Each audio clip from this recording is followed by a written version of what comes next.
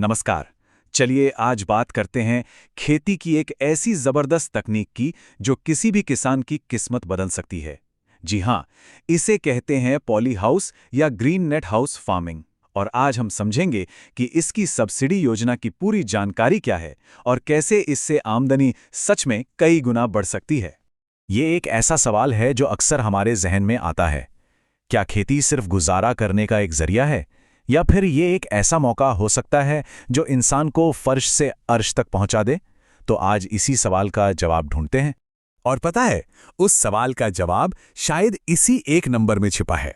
जी हाँ, 20 लाख रुपए। Poly house farming से किसान एक साल में इतनी कमाई कर रहे हैं। ये कोई सपना नहीं बल्कि हकीकत है।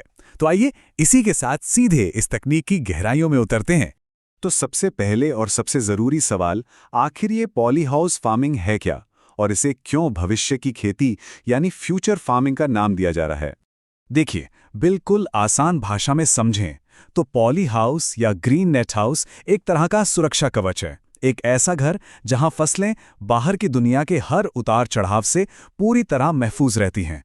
मतलब बाहर चाहे आंधी आए, तेज बारिश हो या चिलचिलाती धूप, अंदर का माहौल पूरी तरह से किसान के कंट्रोल में होता है।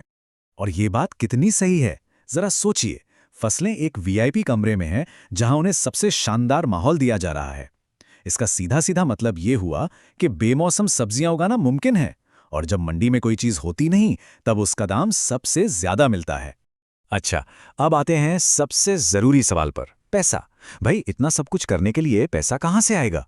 यहीं पर सरकार की ग्रीन नेट हाउस सब्सिडी योजना एक आम किसान के लिए किसी वरदान से कम नहीं है। आपको जानकर अच्छा लगेगा कि देश के लगभग सभी बड़े सरकारी और प्राइवेट बैंक्स इस स्कीम के लिए आसानी से लोन देते हैं। और आमतौर पर 1 एकड़ के पॉली हाउस प्रोजेक्ट के लिए बैंक 40 लाख रुपए तक का लोन भी मंजूर कर देते हैं। तो पैसों की चिंता तो लगभग खत्म ही हो जाती है। और अब बात करते हैं सबसे बड़ी खुशखबरी की, सब्सिडी। सरकार अलग अलग योजनाओं के तहत इस लोन पर जबरदस्त छूट देती है। बागवानी विभाग से 50%, राष्ट्रीय बागवानी मिशन से 60% और कुछ राज्यों में तो ST/SC वर्ग के किसानों को 90% तक की सब्सिडी मिल जाती है। तो इस पूरी गणित का निचोड़ क्या निकला? वो ये कि अगर 75% या उससे ज्यादा सब्सिडी मिल गई तो 40 लाख के प्रोजेक्ट के लिए अपनी जेब से सिर्फ 1 या 2 लाख रुपए ही लगेंगे। बाकी का सारा पैसा सरकार सब्सिडी के तौर पे माफ कर देती है। जरा इस चार्ट पर नजर डालिए। एक तरफ है 40 लाख की कुल लागत और दूसरी तरफ किसान का सिर्फ 1 लाख का खर्च। ये जो फर्क है ना, यही इस योजना की सबसे बड़ी ताकत है। यही इसे इतना खास बनाती है। तो भाई, ये सब सुनने में तो बहुत शानदार लग रहा है, पर सवाल ये है कि इस योजना का फायदा उठाने के लिए करना क्या होगा? चलिए अब इसकी पूरी आवेदन प्रक्रिया को एक एक करके समझते हैं। देखिए, प्रक्रिया काफी सीधी सादी है। सबसे पहले अपने जिले के बागवानी ऑफिस जाइए और पूरी जानकारी लीजिए। फिर एक मजबूत प्रोजेक्ट रिपोर्ट, जिसे DPR कहते हैं, वो तैयार करवाइए और उसे बैंक में जमा कर दीजिए। बैंक आपकी जमीन और रिपोर्ट को चेक करेगा और सब कुछ सही होने पर लोन पास हो जाएगा। और हाँ, पैसा भी सीधे पॉली हाउस बनाने वाली कंपनी के खाते में जाएगा। आवेदन के लिए इन 8 जरूरी दस्तावेजों की जरूरत पड़ेगी।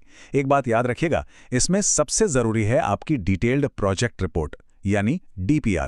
एक अच्छी और प्रोफेशनली बनी DPR लोन को 10 दिनों के अंदर भी मंजूर करवा सकती है। चलिए अब उस हिस्से पर आते हैं जिसका हम सबको इंतजार था। भाई, इतनी मेहनत और पूरी प्रक्रिया के बाद आखिर कमाई कितनी होगी? ये आंकड़े अपनी कहानी खुद बता रहे हैं।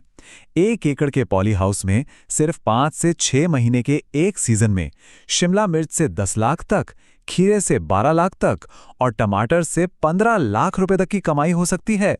मतलब जो 1-2 लाख रुपए जेब से लगे थे वो तो पहले ही सीजन में कई गुना होकर वापस आ सकते हैं।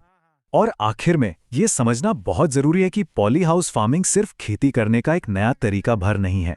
ये किसान की पहचान और उसकी पूरी जीवन शैली को बदलने वाला एक यादगार सफर है। यही बात इस पूरी योजना का असली सार है।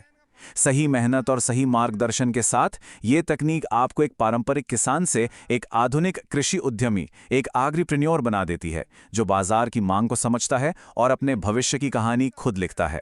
तो ये थी पॉली हाउस यानी ग्रीन नेट हाउस सब्सिडी योजना की पूरी जानकारी। ये एक ऐसा मौका है जो आज खेती के भविष्य को एक बिल्कुल नई दिशा दे रहा है। सवाल बस एक ही है क्या इस बदलाव का हिस्सा बनने के लिए हम तैयार हैं?